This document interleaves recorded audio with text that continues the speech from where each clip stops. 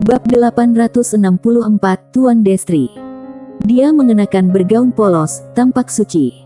Di lapangan, mata semua orang tertuju pada kultivator pedang wanita bergaun polos yang keluar. Semua penasaran. Tentu saja, semua master di dinasti Zhou sangat ingin tahu tentang orang di belakang Sander Ye.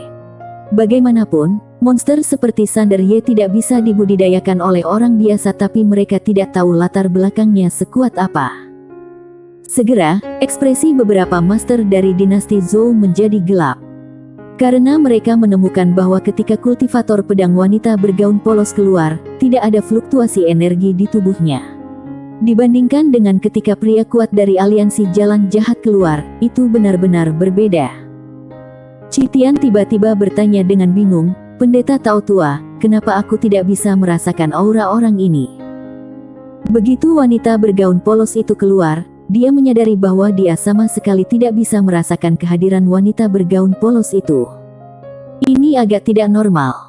Dao Jun berkata dengan tenang, "Apakah karena kamu terlalu lemah?" Citian tiba-tiba menjadi geram, brengsek. Dao Jun tidak peduli dengan Citian. Dia memandang wanita bergaun polos yang berjalan keluar dari kejauhan, dengan sedikit keraguan di matanya karena dia juga tidak bisa merasakannya.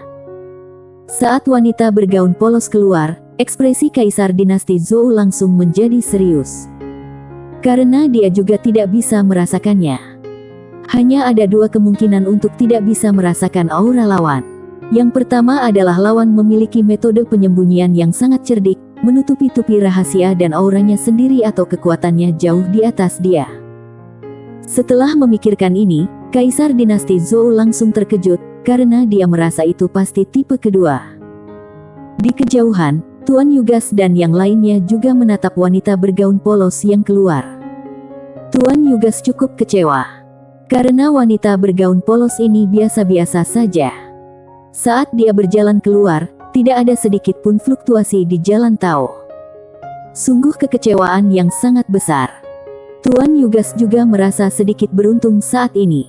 Untungnya, dia tidak pergi karena kegelisahan di hatinya. Kalau tidak, dia akan kehilangan harta benda dari dinasti Zhou ini. Di sisi lain, Fanny Ye mendengus dingin setelah melihat wanita bergaun polos, lalu berbalik, terbang dengan pedangnya, dan menghilang ke langit berbintang dalam sekejap mata. Ketua Aula ke-10 memandang wanita bergaun polos, lalu tersenyum dan berkata, "Aku dengar kamu tidak pernah menggunakan pedang kedua." Wanita bergaun polos mengabaikan ketua aula ke-10, tapi menoleh ke arah Sander Ye. Sander Ye berkata dengan tergesa-gesa, "Dia secara khusus mencarimu." Dia tidak lupa bahwa terakhir kali, dia dipukuli habis-habisan oleh bibinya karena lawannya terlalu lemah. Wanita bergaun polos memalingkan muka, lalu menoleh ke arah ketua aula ke-10 yang tiba-tiba tertawa, "Bersiaplah, aku akan meledakkan kepalamu dengan satu pukulan." Setelah mengatakan itu, dia tiba-tiba mengulurkan, lalu mengepalkan jari-jarinya, dan kemudian meninju wanita bergaun polos itu. Bang! Dengan pukulan ini, jalan Tao yang ada antara langit dan bumi langsung ditekan, dan pukulan mengerikan langsung menyelimuti semua orang di lapangan. Semua orang tercekik. Tidak hanya itu, di bawah tekanan tinju yang mengerikan, banyak master yang tidak bisa menahannya, dan tubuh mereka mulai retak. Bahkan ranah Kai Tao tidak terkecuali. Kekuatan pukulannya sangat menakutkan. Semua orang terkejut. Ekspresi Sander Ye juga berubah drastis. Dia buru-buru berdiri di depan Fanny Zhou, dan kekuatan pedang tak tertandingi melonjak keluar. Pada saat ini, wanita bergaun polos tiba-tiba melambaikan lengan bajunya dan melihat cahaya pedang terbang keluar. Bang! Sebelum ada yang bisa bereaksi, tekanan tinju yang menakutkan sudah hilang tanpa jejak. Dan ketika semua orang melihat ketua aula ke-10, mereka semua berubah menjadi batu. Ada pedang tertancap di antara alis ketua aula ke-10. Dia dipaku di sana seperti batang kayu. Semua orang merasa seperti disambar petir, dan pikiran mereka menjadi kosong. Pembunuhan kilat. Terbunuh. Citian melihat pemandangan di depannya dengan tidak percaya. Matanya membelalak, dan dia berkata dengan suara gemetar, "Amitabha." Tenggorokan Dao Jun berguling, lalu dia berkata, "Luar biasa." Perdana Menteri Yuan mengamati wanita bergaun polos itu dalam-dalam, lalu berkata, tak tertandingi dan tiada lawan di dunia. Kaisar dinasti Zhou tersenyum pahit. Dia tahu bahwa kultivator pedang wanita bergaun polos di depannya sangat kuat, tapi dia tidak menyangka kalau begitu kuat. Satu pedang. Pedang acak seperti itu secara langsung membunuh ranah Kaitao tingkat atas. Ranah Kaitao seperti semut. Di kejauhan, wajah Tuan Yugas dan yang lainnya tidak berdarah, dan seluruh tubuh mereka gemetar tak terkendali. Pedang itu membuat mereka melongo. Ketua Aula ke-10 juga memiliki pikiran kosong saat ini. Ketua Aula ke-10 memandang wanita bergaun polos di kejauhan dengan rasa tidak percaya, bagaimana bisa.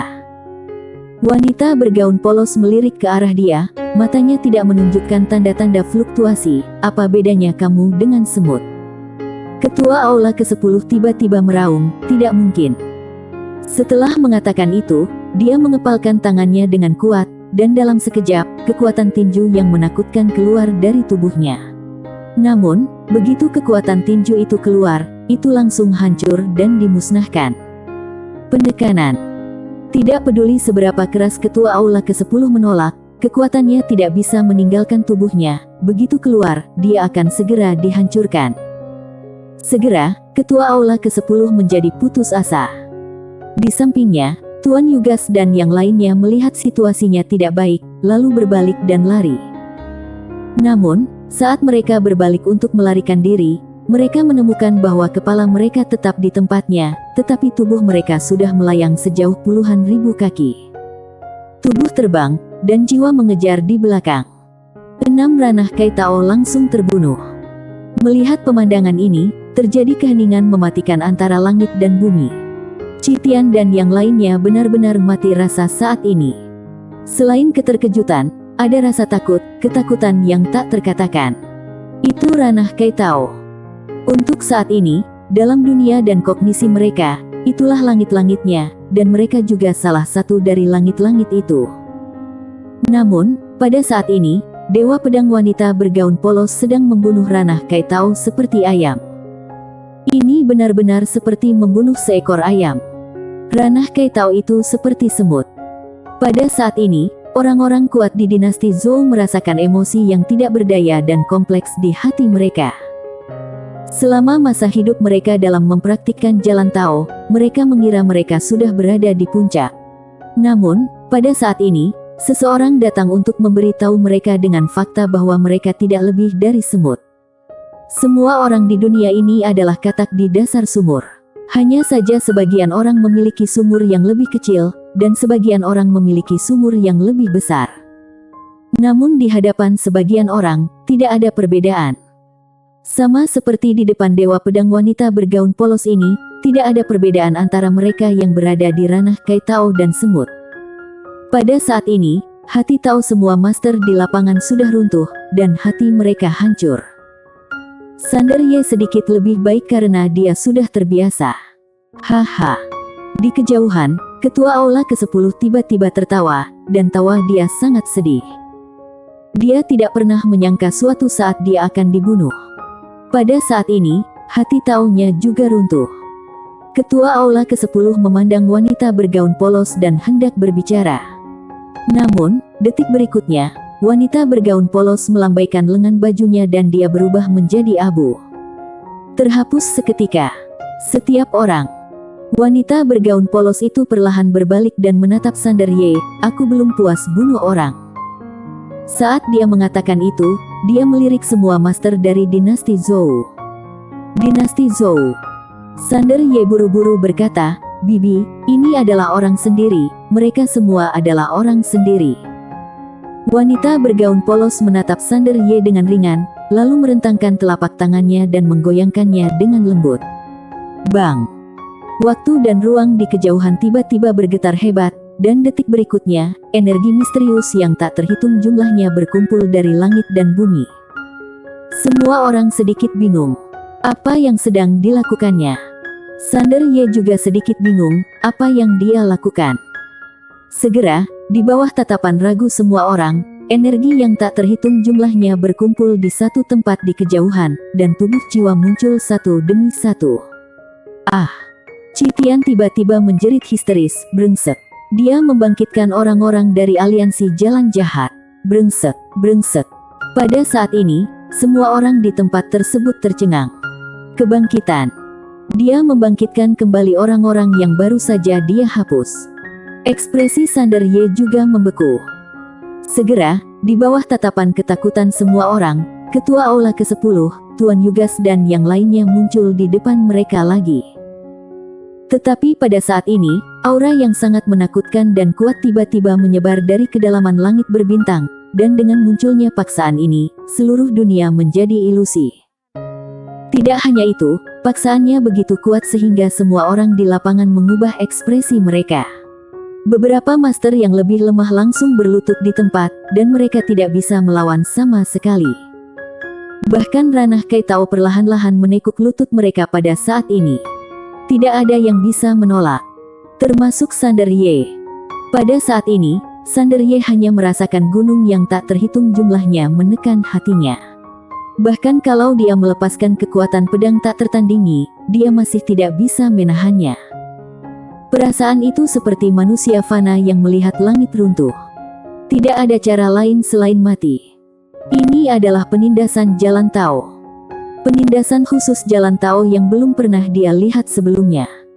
Sama seperti ketika menghadapi sekte masa lalu ketua sekte Jennifer, dia merasa tidak bisa memikirkan perlawanan apapun. Dan cara sekte masa lalu adalah Tao mengikuti instruksi dia. Tetapi Tao saat ini adalah Tao yang lain. Semua orang di lapangan merasa ngeri. Dari mana datangnya master ini? Tekanannya semakin kuat, dan pada saat yang sama, sebuah suara kuno tiba-tiba datang dari kedalaman alam semesta. Siapa yang berani memutarbalikkan kondisi hidup dan mati, secara terang-terangan melanggar tatanan hidup dan mati yang ada, apakah bosan dengan hidup? Wanita bergaun polos itu mendongak, lalu mengangkat tangannya dan melambaikan lengan bajunya. Pedang Hangdao itu tiba-tiba terbang keluar. Ah, pedang Hangdao. Di bagian terdalam dari langit berbintang yang jauh, suara panik yang melengking tiba-tiba terdengar. Ternyata Tuan Destri, aku bersujud kepada kamu. Bang bang bang. Suara Koutao bergema di seluruh alam semesta. Semua orang di lapangan. Wanita bergaun polos menarik pandangannya, membuka telapak tangannya, dan pedang Hangdao kembali ke tangannya. Pada saat yang sama, ada cincin penyimpanan, tapi tidak ada yang menyadarinya. Pada saat ini, Ketua Aula ke-10 dan lainnya tidak jauh di depannya sudah dibangkitkan. Pada saat ini, Ketua Aula ke-10, Tuan Yugas dan yang lainnya tampak bingung. Apa yang terjadi? Bukankah dia dan orang lain sudah mati? Mungkinkah dia sedang bermimpi? Ketua Aula ke-10 tiba-tiba memandang wanita bergaun polos di kejauhan, seolah-olah dia melihat hantu. Apa yang akan kamu lakukan? Ketika mereka melihat wanita di depan mereka, mereka tiba-tiba sadar dan menyadari bahwa ini bukanlah mimpi sama sekali. Wanita bergaun polos tidak memiliki ekspresi di wajahnya. Aku tidak puas dengan pembunuhan itu, jadi aku akan membunuhmu lagi. Setelah mengatakan itu, dia dengan lembut menjentikkan lengan bajunya. Jelep jelep jelep jelep jelep jelep. Dalam sekejap, kepala Ketua Aula ke-10 dan yang lainnya membubung ke langit, terbang setinggi ribuan kaki. Setiap orang. Bersambung.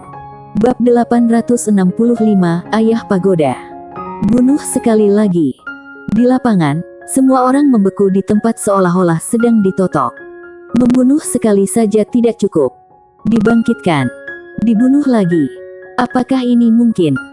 Semua orang sangat terkejut saat ini, dan merasa segala sesuatu di depan mereka seperti mimpi, dan tidak nyata.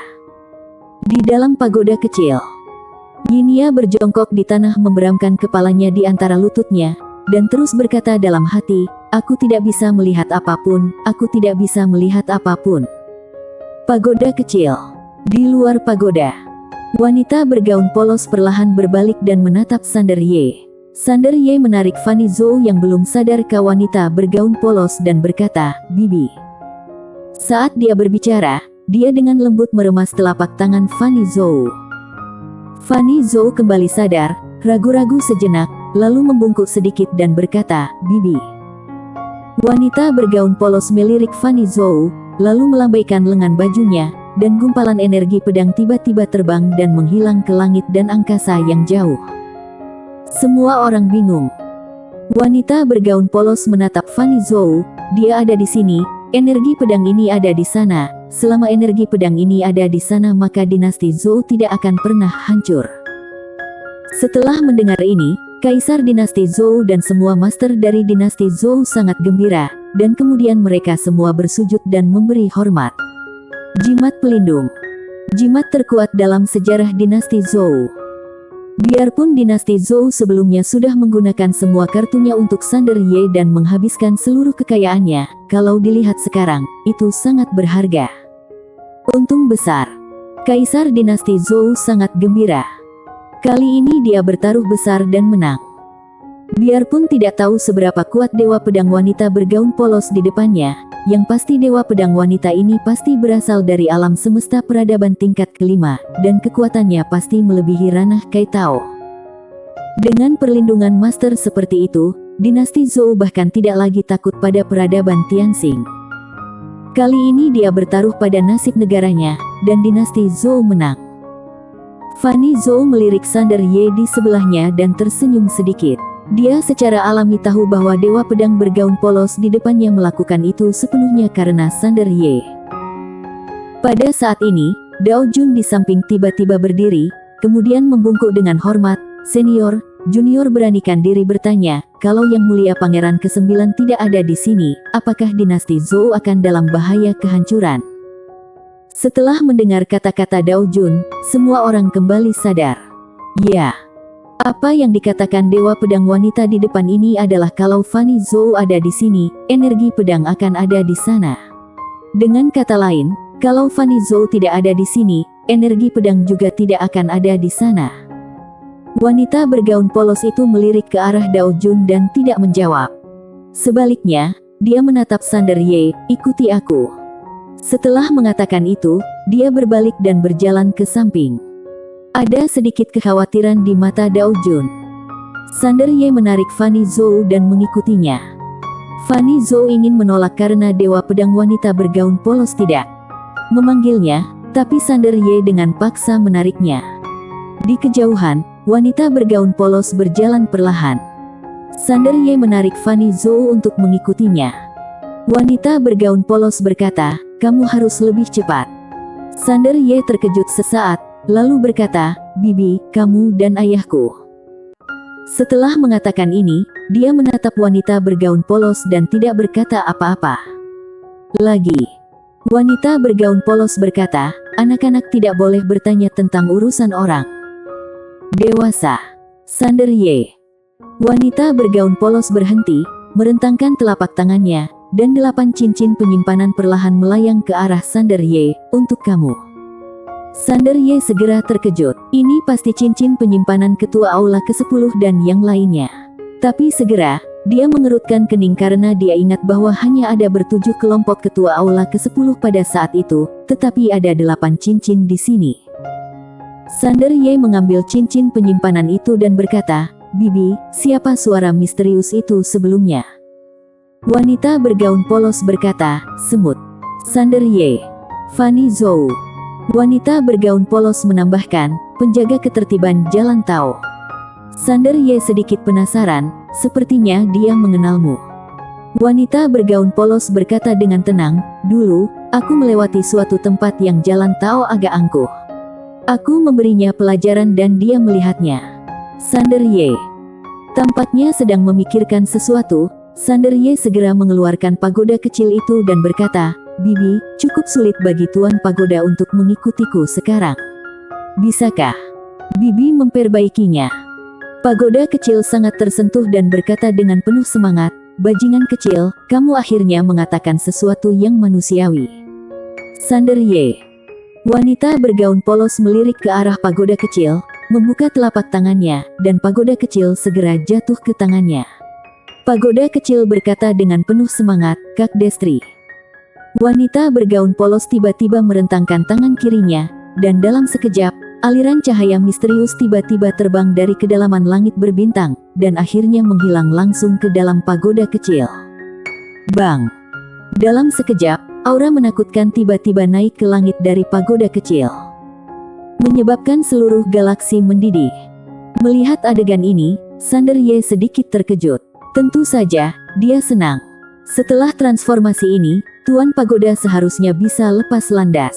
Kalau dia menghadapi bahaya apapun di masa depan, Tuan Pagoda seharusnya bisa membantunya. Pada saat ini, wanita bergaun polos tiba-tiba menekan pagoda kecil itu dengan ringan dengan jari-jarinya. Dalam sekejap, aura yang memancar dari pagoda kecil itu langsung ditekan dan mendadak sinar 7 warna muncul di pagoda kecil. Itu sangat terang dan indah. Sander Ye hendak bertanya ketika wanita bergaun polos itu sepertinya merasakan sesuatu. Dia tiba-tiba mengangkat kepalanya, cahaya dingin muncul di matanya, dan detik berikutnya, dia menghilang begitu saja. Sander Ye tercengang. Pergi langsung. Dia tersenyum tak berdaya. Bibi ini datang kapanpun dia mau dan pergi kapanpun dia mau. Sander Ye memandangi pagoda kecil di depannya dan berkata, "Tuan Pagoda, kamu." "Sekarang." Pagoda kecil berkata dengan tenang, "Aku ingin cerna sekarang. Selain itu, menurutku panggilanmu perlu diubah. Ayahmu dan aku setidaknya adalah saudara, kamu bisa memanggilku Ayah Pagoda mulai sekarang." Wajah Sander Ye tiba-tiba menjadi gelap. Astaga! Tuan Pagoda itu mulai sombong. Pagoda kecil tidak mengatakan apa-apa lagi, dan berubah menjadi seberkas cahaya dan menghilang ke dalam tubuh Sander Ye. Sander Ye mengabaikan Tuan Pagoda, tetapi melihat cincin penyimpanan di tangannya yang diberikan oleh bibinya yang bergaun polos. Ada total 2000 garis keturunan leluhur di cincin penyimpanan. Di antara mereka, Ketua Aula ke-10 memiliki garis keturunan paling banyak, dengan lebih dari 1500 garis keturunan. Dia menjadi kaya secara instan. Dia hampir kehabisan garis keturunan leluhurnya untuk mengolah pohon Dao abadi. Dia kekurangan uang, tetapi dia tidak menyangka bahwa dia akan tiba-tiba menjadi kaya. Perampokan memang cepat. Sander Ye menahan kegembiraan di hatinya dan melihat cincin penyimpanan terakhir. Cincin penyimpanan ini berbeda dari 7 cincin penyimpanan yang semuanya emas gelap. Sedangkan cincin penyimpanan terakhir ini berwarna lavender, ini seharusnya menjadi cincin penyimpanan dari penjaga tatanan Jalan Tao saat ini. Sander Ye dengan penasaran memasukkan kesadarannya ke dalamnya, dan segera dia tertegun. Ada lebih dari 30 kristal abadi di cincin penyimpanan lavender ini. Kristal abadi. Sander Ye segera mengeluarkannya. Dia melihatnya dengan hati-hati dan memastikan bahwa itu adalah kristal abadi. Itu persis sama dengan yang ditunjukkan Yinia padanya. Namun, kristal abadi di tangannya setengah lebih kecil dari yang Yinia tunjukkan, dan kekuatan abadi yang terkandung di dalamnya jauh lebih sedikit daripada yang ada di tangan Yinia. Pada saat ini, Fanny Zhou di samping tiba-tiba berkata dengan terkejut, "Kristal abadi." Sander Ye memandang Fanny Zhou dan berkata, "Apakah kamu juga mengenalinya?" Fanny Zhou mengangguk, "Ada catatan tentang kristal abadi ini di buku kerajaan kuno. Konon benda ini berasal dari alam semesta peradaban tingkat 5 yang legendaris. Aku tidak tahu apakah itu benar atau salah." Alam semesta peradaban tingkat 5. Sander Ye mengerutkan kening. Pada saat ini, dia memikirkan kristal abadi. Mungkinkah dia berasal dari alam semesta peradaban tingkat kelima? Itu bukan tidak mungkin. Tentu saja, dia tidak akan sebodoh itu untuk berpikir bahwa Yinia hanyalah seorang gadis pekerja biasa. Bagaimanapun, dia bahkan bisa memahami ruang dan waktu misterius yang ditinggalkan oleh bibi bergaun polos. Dia harus meluangkan waktu untuk mengobrol baik dengannya.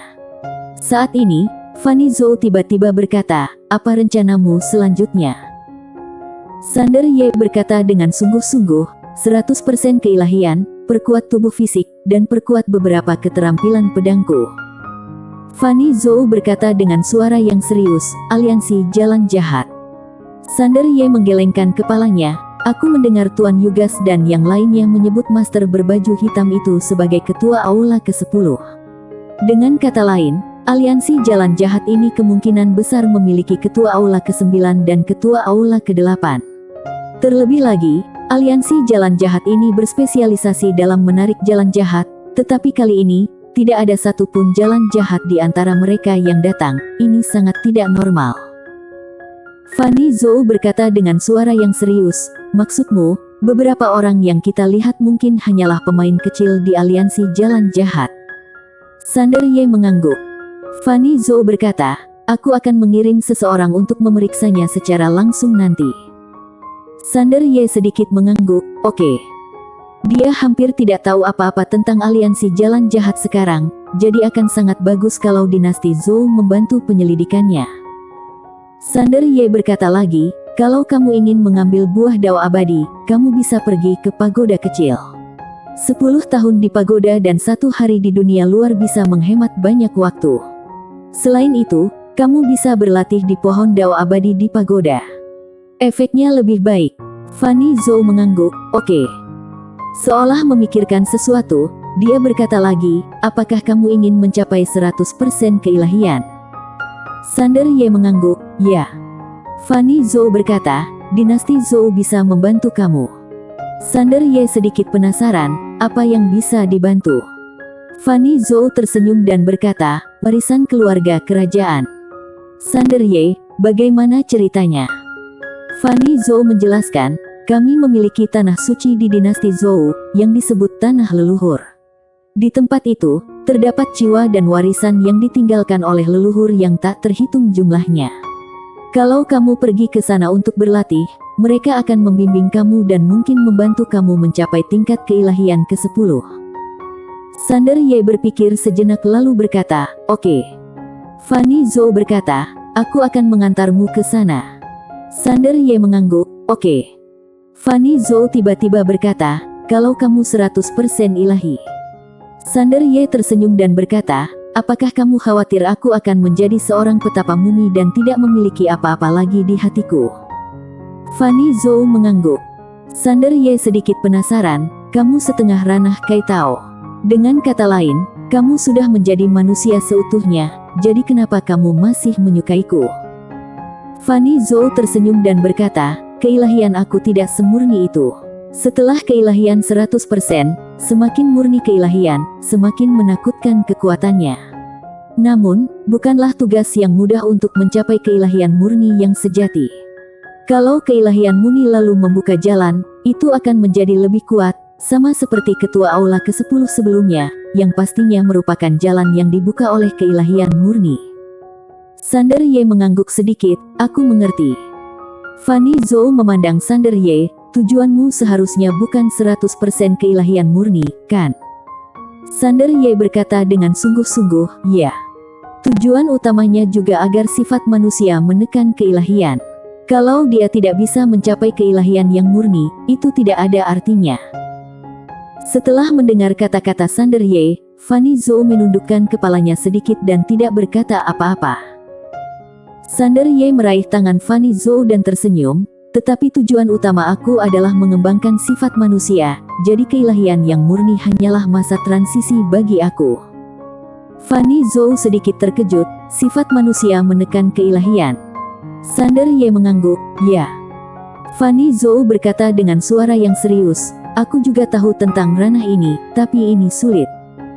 Sander Ye mengangguk sedikit, ini sulit, tapi ini adalah jalan yang harus aku ambil. Percayalah, aku bisa melakukannya. Fanny Zhou melirik Sander Ye, lalu mengangguk, ya. Setelah itu, dia berinisiatif memegang tangan Sander Ye, lalu menghilang dari lapangan bersama Sander Ye. Di sisi lain, Kaisar dinasti Zhou berdiri dalam kehampaan, memandang ke depan dan tidak berkata apa-apa untuk waktu yang lama. Di depannya, dulunya ada kota kekaisaran Zhou yang dulunya makmur, tetapi sekarang kosong. Dia tidak tahu berapa lama, tapi tiba-tiba dia berkata, Aweng. Seorang lelaki tua berpakaian istana tiba-tiba muncul di belakangnya, dan lelaki tua berpakaian istana itu membungkuk dalam-dalam. Kaisar dinasti Zhou berkata dengan tenang, tidak ada seorang pun yang diizinkan memberitahu siapapun tentang pendekar pedang wanita bergaun polos. Itu harus dijaga kerahasiaannya. Siapapun yang tidak mematuhi perintah akan dibantai 10 generasi klan. Orang tua berpakaian istana ragu-ragu sejenak, lalu berkata, Yang Mulia, kenapa demikian? Wajah Kaisar Dinasti Zhou tanpa ekspresi. Kalau aliansi jalan jahat mengetahui kekuatan Dewa Pedang Wanita bergaun polos, apakah mereka akan terus mencari kematian? Berbicara tentang ini, sedikit kejahatan dan kekejaman tiba-tiba melintas di mata Kaisar Dinasti Zhou. Aweng. Bersambung.